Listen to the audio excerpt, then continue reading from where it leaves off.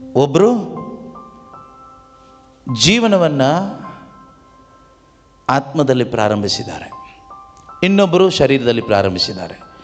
ಈಗ ladies first ಅಂತ ಹೇಳ್ತಾರಲ್ಲ, ಅದಕ್ಕೆ ಫಸ್ಟ್ ಪ್ರಯಾರಿಟಿ ನಮ್ಮ ಮಲ್ಲಿಕನ್ ಕೊಡೋಣ.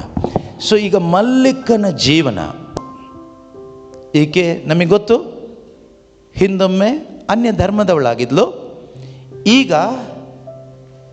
ಯೇಸುವಿನವಳಾಗಿದ್ದಾಳೆ. ಈಕೆ ಈ ಕ್ರೈಸ್ತ ಜೀವನವನ್ನು, ಈ ಒಂದು ಆತ್ಮಿಕ ಜೀವನವನ್ನು, ವಿಶ್ವಾಸದ ಜೀವನವನ್ನು ಪ್ರಾರಂಭಿಸಿದ ಹೇಗೆ? ಶುಭ ಸಂದೇಶದ ಮುಖಾಂತರ, ದೇವರ ವಾಕ್ಯದ ಮುಖಾಂತರ ಈಕೆ ಆ ಹೊಸ ಜೀವನ ಪ್ರಾರಂಭಿಸಿದ್ದು. ಅಂದರೆ she is Born of the word of god. ದೇವರ ವಾಕ್ಯದ ಮುಖಾಂತರ ಈಕೆ ನೂತನ ಜನ್ಮ ಪಡ್ಕೊಳ್ತಾಳೆ, ಹೊಸ ಜನ್ಮ ಪಡ್ಕೊಳ್ತಾಳೆ. ಸೊ ಈಕೆಯಲ್ಲಿ ಪ್ರಾರಂಭ ಮಾಡಿದ್ದು ಯಾರು ಅಂದರೆ ಮನುಷ್ಯ ಅಲ್ಲ, ದೇವರು ಪ್ರಾರಂಭ ಮಾಡಿದ್ದು. ದೇವರು ಈಕೆಯಲ್ಲಿ ಪ್ರಾರಂಭ ಮಾಡಿದ ಜೀವನವನ್ನು ಈ ಲೋಕದ ಯಾವುದಕ್ಕೂ ಹಾಳು ಮಾಡಲಿಕ್ಕೆ ಆಗೋದಿಲ್ಲ. ಆದರೆ ಇಲ್ಲಿ ನಮ್ಮ ಸಹೋದರ ಸ್ಟೀಫನ್ ರಾಜ್ ಇದ್ದಾನೆ. ಸ್ಟೀಫನ್ ರಾಜ್ ಹುಟ್ಟು ಕ್ರೈಸ್ತ ಕುಟುಂಬದಲ್ಲಿ ಹುಟ್ಟಿ ಕ್ರೈಸ್ತ ಸಂಪ್ರದಾಯಗಳ ಪ್ರಕಾರ ಇವನು ಕ್ರಿಶ್ಚಿಯನ್ ಆದ.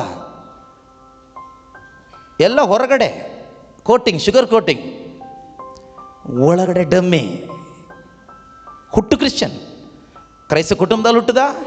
ಎಲ್ಲ ಬಾಹ್ಯವಾದ ಆಚಾರ ವಿಚಾರಗಳು, ಸಂಪ್ರದಾಯಗಳು ಎಲ್ಲ ಪ್ರಕಾರ ಇವನೇನಾದ? ಈಗ ಕ್ರಿಶ್ಚಿಯನ್ ಆದ. ಒಳಗಡೆ ವಾಕ್ಯ ಬಿದ್ದಿಲ್ಲ, ಶುಭ ಸಂದೇಶ ಬಂದಿಲ್ಲ. ಸಾಂಪ್ರದಾಯಿಕವಾಗಿ ಇವನೇನಾದ? ಕ್ರಿಶ್ಚಿಯನ್ ಆದ. ಈಗ ಇವನು ಕ್ರೈಸ್ತ ಜೀವನ ಪ್ರಾರಂಭ ಆಗಿದ್ದು ಯಾವುದರಿಂದ? ಮನುಷ್ಯರಿಂದ, ಮಾನಸಿಕವಾಗಿ. What is the origin of his Christian life? Human origin. ಅರ್ಥ ಆಗ್ತಿದೆಯಾ? ಮಾನಸಿಕವಾಗಿ. ಅದು ಯಾವುದೇ ಧರ್ಮ ತೆಗೆದುಕೊಳ್ಳಿ ನೀವು, ಓಕೆ, ಮಾನುಷಿಕ ಒರಿಜಿನಿಂದ ಪ್ರಾರಂಭ ಆಯಿತು. ಮಲ್ಲಿಕಳ ಕ್ರೈಸ್ತ ಜೀವನ ಅಥವಾ ವಿಶ್ವಾಸದ ಜೀವನ ಪ್ರಾರಂಭ ಆಗಿದ್ದು ಯಾವ ಒರಿಜಿನಿಂದ, ಯಾವ ಮೂಲದಿಂದ? ವಾಕ್ಯ. In the beginning was the word. ಉಂಟಾದವುಗಳಲ್ಲಿ ಯಾವುದು? ಆ ವಾಣಿಯಿಂದ ಅಲ್ಲದೆ ಉಂಟಾಗಿಲ್ಲ. ಸೊ ಆ ವಾಕ್ಯ ಇವಳಿಗೆ ಸಿಕ್ತು, ಇವಳು ಅದನ್ನು ನಂಬಿದ್ಲು, ಅದನ್ನು ಹಿಡ್ಕೊಂಡ್ಲು. ಸೊ ಅಲ್ಲಿಂದ ಆ ವಾಕ್ಯನ ನಂಬಿದ್ದಕ್ಕೆ ದೇವರು ಇವಳಿಗೆ ಒಂದು ಹೊಸ ಜನ್ಮ ಕೊಟ್ಟರು. ಪ್ರಾರಂಭ ಮಾಡಿದ್ದು ಯಾರು ಇವಳಲ್ಲಿ? ಇವಳ ಕ್ರೈಸ್ತ ಜೀವನದ ಪ್ರಾರಂಭ ಯಾವುದರಿಂದ? ಹಾಗಾದರೆ ವಾಕ್ಯದಿಂದ, ಶುಭ ಸಂದೇಶದಿಂದ. ಆ ವಾಕ್ಯದ ಹೆಸರೇನು? ಜೀಸಸ್. ಈಕೆಯಲ್ಲಿ ಪ್ರಾರಂಭಿಸಿದ್ದು ಯಾರು ಹಾಗಾದರೆ? ಯೇಸು. ಹಾಗಾದರೆ ಈಕೆ ಆತ್ಮಿಕ ಜೀವನ ಪ್ರಾರಂಭ ಆಗಿದ್ದು, ಮುಂದುವರಿತಿರೋದು ಯಾರ ಮುಖಾಂತರ? ಯೇಸುವಿನ ಮುಖಾಂತರ. ನೋಡುವಾಗ ಮಲ್ಲಿಕ ಬದುಕ್ತಾ ಇದ್ದಾಳೆ. ಅಲ್ಲ, ಮಲ್ಲಿಕ ಅಲ್ಲ ಬದುಕ್ತಾ ಇರೋದು, ಯೇಸು ಮಲ್ಲಿಕ ಮುಖಾಂತರ ಜೀವಿಸ್ತಾ ಇದ್ದಾಳೆ. ಈಗ ಮಲ್ಲಿಕನ್ನ ಯಾರಾದರೂ ಹಿಡಿದು ಹೊಡೆದು ನೀನು ಯೇಸುವನ್ನು ರಿಜೆಕ್ಟ್ ಮಾಡಿ ನಮ್ಮ ಧರ್ಮಕ್ಕೆ ಬಾ, ನಿನಗೆ ಒಂದು ಹೊಸ ಮನೆ ಕೊಡ್ತೀನಿ, ಕೋಟಿ ಕೊಡ್ತೀನಿ ಅಂದರೆ ಮಲ್ಲಿಕಂಗೆ ಹೋಗ್ಲಿಕ್ಕಾಗತ್ತಾ? ಅಲ್ಲೊಂದು ಕಡೆ ಮಾಟ ಮಂತ್ರ ಇದೆ, ಅಲ್ಲಿ ಬಂದರೆ ಒಳ್ಳೇದಾಗುತ್ತಂತೆ, ನೀನು ಏನು ಕೇಳ್ತೀಯೋ ಅದೇ ರೀತಿ. ನಿಂಗೆ ಮದುವೆ ಆಗಿಲ್ಲಲ್ಲ, ನಿಂಗೆ ಯಾವ ರೀತಿ ಗಂಡ ಬೇಕು ನೀನು ಲಿಸ್ಟ್ ಬರೆದು ಅಲ್ಲಿ ಕೊಟ್ಟರೆ ಅದೇ ರೀತಿ ಕೊಡ್ತಾರೆ ಅಂದರೆ ಮಲ್ಲಿಕ ಮಾಡ್ತಾಳ? ಮಲ್ಲಿಕ ಹೇಳ್ತಾಳೆ, ನನಗೆ ಮದುವೆ ಆಗದೇ ಇದ್ರೂ ಪರವಾಗಿಲ್ಲ, ನನ್ನ ಯೇಸುವೇ ನನ್ನ ಬಾಳಿನ ಯಜಮಾನ, ಅವನಿಗೋಸ್ಕರ ನಾನು ಹೀಗೇ ಬದುಕ್ತೀನಿ ಅಂತ ಗ್ಯಾರಂಟಿ ಹೇಳ್ತಾಳೆ. ಅದೇ ನಮ್ಮ ಸ್ಟೀಫನ್ ರಾಜ್ಗೆ. ನಿನಗೆ ಅಪ್ಪ ಅಮ್ಮ ತುಂಬ ಹುಡುಗಿ ಹುಡುಕ್ತಾ ಇದ್ದಾರೆ, ಎಲ್ಲೂ ಸೆಟ್ ಆಗ್ತಾ ಇಲ್ಲಲ್ಲ, ನೀನು ಬಾಪ, ನಮ್ಮೂರ ಪಕ್ಕದಲ್ಲೇ ಒಬ್ಬರು ಮಂತ್ರಿಸ್ ಕಟ್ಟಿ ಕೊಡ್ತಾರೆ, ಏನು ತೊಂದರೆ ಇಲ್ಲ, ತಗೊಂಡು ಬಂದು ಇಟ್ಕೊಬಿಟ್ರೆ ನೀನು ಅಂದ್ಕೊಂಡು ಆಗ ಹುಡುಗಿ ಸಿಗ್ತಾಳೆ ಅಂದರೆ ಸ್ಟೀಫನ್ ರಾಜ್ ಏನು ಮಾಡ್ತಾನೆ? ಓಡಿ ಹೋಗ್ತಾನೆ. ಹುಟ್ಟು ಕ್ರೈಸ್ತ, ಹುಟ್ಟಿದ್ದು ಮಾನಸಿಕವಾಗಿ. ಇವನ ಕ್ರೈಸ್ತ ಜೀವನ, ಇವನ ಆತ್ಮಿಕ ಜೀವನ ಪ್ರಾರಂಭ ಆಗಿದ್ದು ಮಾನಸಿಕವಾಗಿ, ಹ್ಯೂಮನ್ ಒರಿಜಿನಿಂದ ಪ್ರಾರಂಭ ಆಯಿತು. ಡಮ್ಮಿ ಪೀಸಿದು. ಭಾನುವಾರ ಎಲ್ಲಿರುತ್ತೆ? ಚರ್ಚ್ ಒಳಗಡೆ ಫ್ರಂಟ್ ಲೈನಲ್ಲಿರುತ್ತೆ. ಏನಾದರೂ ಚಾನ್ಸ್ ಸಿಕ್ಕಿದರೆ ಸೆನ್ಹೆದ್ರಿನ್ ಸಂಘದ ಅಧ್ಯಕ್ಷ ಆಗ್ತಾನೆ, ಪ್ಯಾರಿಷ್ ಕೌನ್ಸಿಲ್ನ ಅಧ್ಯಕ್ಷ ಆಗಿಬಿಡ್ತಾನೆ, ಮೆಂಬರು ಆಗಿಬಿಡ್ತಾನೆ, ಮೆಂಬರ್ಶಿಪ್ ಎಲ್ಲ ಸಿಗುತ್ತೆ. ಆದರೆ ಪ್ರೀತಿಯ ಸಹೋದರ ಸಹೋದರಿಯರೇ, ಈಗ ಮಲ್ಲಿಕಳನ್ನ ಕಟ್ ಹಾಕಿಬಿಟ್ಟು ಜೈಲಿಗೆ ಹಾಕಿ, ನೀನು ನಮ್ಮ ಧರ್ಮ ಬಿಟ್ಟು, ನಮ್ಮ ಜಾತಿ ಬಿಟ್ಟು, ನಮ್ಮ ಪಂಗಡ ಬಿಟ್ಟು ನೀನು ಹೋಗಿ ಕ್ರೈಸ್ತ ಧರ್ಮ ಸೇರ್ಕೊಂಡಿದ್ದೀಯ, ಆದ್ದರಿಂದ ನಿನ್ನನ್ನು ಸುಟ್ಟು ಹಾಕ್ತೀವಿ, ನಿಮ್ಮನ್ನು ಸಾಯಿಸ್ತೀವಿ ಅಂದರೆ ಮಲ್ಲಿಕಂಗೆ ಸ್ವಲ್ಪ ಭಯ ಆಗ್ಬೋದು, ಹೆದರಿಕೆ ಆಗ್ಬೋದು ಮಾನಸಿಕವಾಗಿ. ಅದರೊಂದು ಆಪ್ಷನ್ ಕೊಡ್ತಾರೆ, ಶದ್ರಕ್ ಮೇಷಕ್ ಅಬೇದ್ನೆಗೋಗೆ ಕೊಟ್ಟ ಹಾಗೆ, ನೀನು ವಾಪಸ್ ನಮ್ಮ ಜೊತೆಗೆ ಬರೋದಾದರೆ ಸುಟ್ಟು ಹಾಕಲ್ಲ, ಉಳಿಸ್ತೀವಿ ಅಂದರೆ ಮಲ್ಲಿಕಂಗೆ ಹೋಗೋಕ್ಕಾಗುತ್ತಾ? ಮಲ್ಲಿಕ ಬೇಕಾದರೆ ಹತ್ಕೊಂಡು ಪ್ರಾರ್ಥನೆ ಮಾಡ್ತಾಳೆ, ಪ್ರಾರ್ಥನೆ ಮಾಡಿ ಮಾಡಿ ಸುಸ್ತಾಗಿ ಎಚ್ಚರ ತಪ್ಪಿ ಬಿದ್ದು ಹೋಗ್ಬೋದು, ಆದರೆ ಯಾವುದೇ ಕಾರಣಕ್ಕೂ ಮಲ್ಲಿಕ ವಾಪಸ್ ಹೋಗ್ಲಿಕ್ಕಾಗಲ್ಲ. ಕಾರಣ ಏನು ಅಂದರೆ ಅವಳೆಲ್ಲ ಜೀವಿಸ್ತಾ ಇರೋದು ಒಳಗಡೆ, ಯೇಸು ಜೀವಿಸ್ತಾ ಇದ್ದಾರೆ. ಸೊ ಈಗ ನಿಮ್ಮ ಒರಿಜಿನ್ ಯಾವುದು? What is your origin? That matters everything. ನೀನು ಯೇಸು ಅಂತಂದರೆ ಹೇಳ್ಕೊ, ಬಾರ್ ಯೇಸು ಅಂತಂದ್ರೆ ಹೇಳ್ಕೊ, ಅದಲ್ಲ ಮುಖ್ಯ ಅಲ್ಲ, ನೀನು ಹೇಳೋದ್ರಲ್ಲಿ ಇಲ್ಲ ವಿಷಯ. What is your conviction?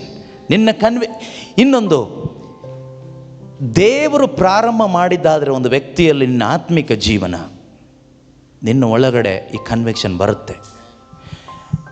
ಮಾನುಷಿಕ ಒರಿಜಿನ್ನಿಂದ ಮೂಲದಿಂದ ಪ್ರಾರಂಭ ಮಾಡಿದ್ದಾದರೆ ಯಾವ ಮಣ್ಣಂಗಟ್ಟಿನೂ ಬರಲ್ಲ, ಕನ್ವಿಕ್ಷನ್ ಬರಲ್ಲ. ಆದರೆ ಇವನು ಎಲ್ಲ ಧ್ಯಾನದಲ್ಲೂ ಇರ್ತಾನೆ ಅದ್ಭುತಕ್ಕೋಸ್ಕರ. ಅಲ್ಲೋದ್ರೆ ತಣ್ಣಗಾಗುತ್ತೆ, ಇಲ್ಲೋದ್ರೆ ಬೆಚ್ಚಗಾಗುತ್ತೆ, ಅಲ್ಲೋದ್ರೆ ಮೈ ಮೇಲೆ ಬಂದಂಗೆ ಆಗುತ್ತೆ ಅಂತ, ಅಲ್ಲೋದ್ರೆ ಒಳ್ಳೇದಾಗತ್ತಂತೆ, ಇಲ್ಲೋದ್ರೆ ಒಳ್ಳೇದಾಗತ್ತಂತೆ. ಈ ಒಳ್ಳೇದ್ರ ಹಿಂದೆ ಸುತ್ತೋರು ಸುಮಾರು ಜನ ಇದ್ದಾರಲ್ವಾ, ಅವ್ರಿಗೇನಿಲ್ಲ, ಈ ಕನ್ವಿಕ್ಷನ್ಸ್ ಇಲ್ಲ. ಆದರೆ ಕನ್ವಿಕ್ಷನ್ಸ್ ಇರೋರಿಗೆ ಇವ್ರಿಗೆ ಕರೀರಿ, ನೀನು ಅಲ್ಬಾ ಮಲ್ಲಿಕ, ನಿಂಗಲ್ಲಿ ಮೈ ಮೇಲೆ ಏನೋ ಬಿಸಿಯಾಗಿ ಬಂದು ಪವಿತ್ರಾತ್ಮರು ಬಂದು ಅನ್ಯ ಭಾಷೆ ಎಲ್ಲ ಸಿಗುತ್ತೆ ಅಂದರೆ ಮಲ್ಲಿಕ ಏನೋ ಹೇಳಲ್ಲ ಅನಿಸುತ್ತೆ. ಆದರೂ ಏನು ಹೇಳ್ಬೋದು? ಸ್ಮೈಲ್ ಕೊಟ್ಟು ಹೋಗ್ಬೋದು, ಅಥವಾ ನನಗೇನೇನು ಸಿಗಬೇಕೋ ಎಲ್ಲ ಸಿಕ್ಕಿ ಆಗಿದೆ ಯೇಸು ಕ್ರಿಸ್ತನಲ್ಲಿ, ನಾನು ತೃಪ್ತಳಾಗಿದ್ದೀನಿ, ನನಗಿನ್ನು ಎಲ್ಲೋ ಹೋಗಿ ಏನೋ ಪಡ್ಕೊಳ್ಳೋ ಅವಶ್ಯಕತೆ ಇಲ್ಲ. ಸೊ ಕನ್ವಿಕ್ಷನ್ ಇರೋರ್ದು ವ್ಯತ್ಯಾಸ ಅದು. ಕನ್ವಿಕ್ಷನ್ ಇಲ್ಲೇ ಇದ್ದರೆ ಏನು ಮಾಡ್ತಾರೆ, ಹೌದಾ ಅವ್ರಿಗೆ ಆಯ್ತಾ, ಇವ್ರಿಗೆ ಸಿಗ್ತಾ, ಹಾಗೂ ಆಗುತ್ತಾ, ಹೀಗೂ ಉಂಟೆ, ಹಾಗಾದ್ರೆ ನನಗೂ ಆಗಲಿ, ನಾನು ಬರ್ತೀನಿ, ಅಲ್ಲಿ ಹೋಗಿ ಒದ್ದಾಡ್ತಾರೆ. ನಿಮ್ಮಲ್ಲಿ ಕೆಲವ್ರು ಹಾಗೆ ಬಂದಿರ್ಬೋದು, ಇಲ್ಲೂ ಏನಾಗುತ್ತೋ ನೋಡೋಣ, ಇಲ್ಲೂ ಏನು ಸಿಗುತ್ತೋ ನೋಡೋಣ. ಸುಮಾರು ಕಡೆ ಹೋಗಿದೆ, ಏನು ಸಿಕ್ಕಿಲ್ಲ, ಇಲ್ಲಿ ಏನು ಸಿಗ್ಬೋದು ಅಂತ. ಇಲ್ಲಿ ಕನ್ವಿಕ್ಷನ್ ಸಿಗುತ್ತೆ, ಮನವರಿಕೆ ಸಿಗುತ್ತೆ, ಸತ್ಯದ ಅರಿವು ಸಿಗುತ್ತೆ. ಆದರೆ ಪ್ರೀತಿಯ ಸಹೋದರ ಸಹೋದರಿಯರೇ, ಈ ಕನ್ವಿಕ್ಷನ್ಸಲ್ಲಿ ದೇವರಿಂದ ಹುಟ್ಟಿದ್ದು ದೈವಮಯ,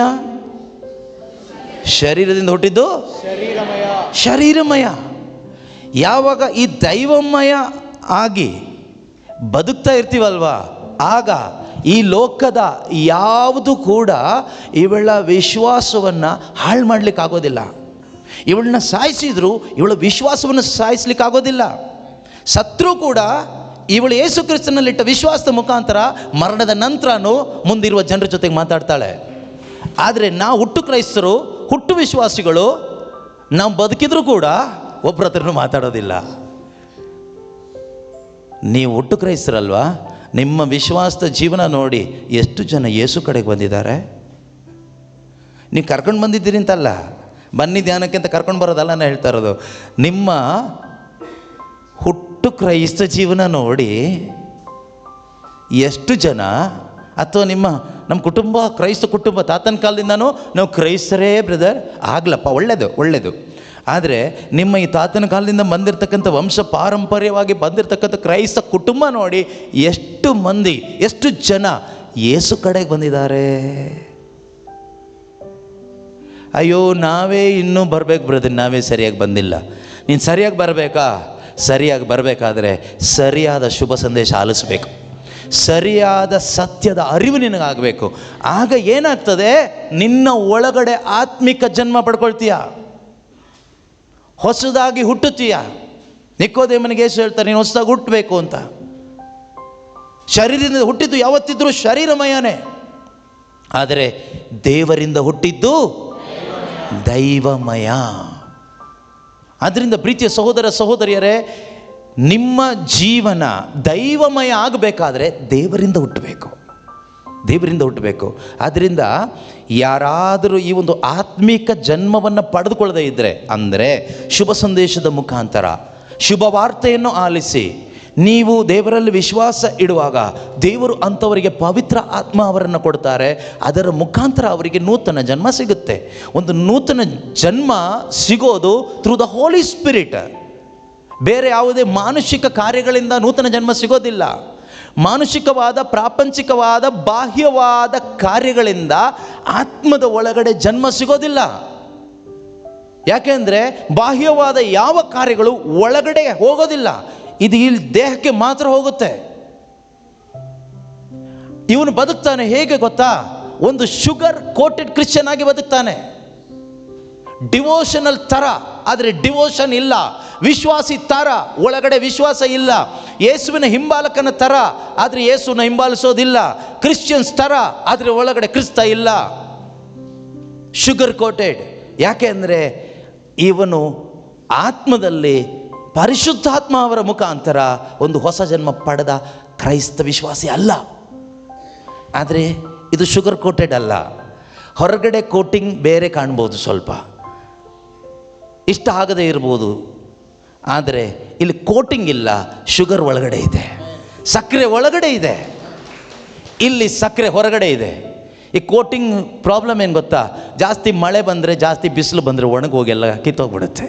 ಆದರೆ ಇಲ್ಲಿ ಮಳೆ ಬಂದರೂ, ಬಿಸಿಲು ಬಂದರೂ, ನೀರು ಬಿದ್ದರೂ ಏನೂ ಆಗೋದಿಲ್ಲ. ಯಾಕೆಂದರೆ ಶುಗರ್ ಇರೋದು ಒಳಗಡೆ. ಒಳಗಡೆ ಇರೋದ್ರಿಂದ ಏನೂ ಆಗೋದಿಲ್ಲ.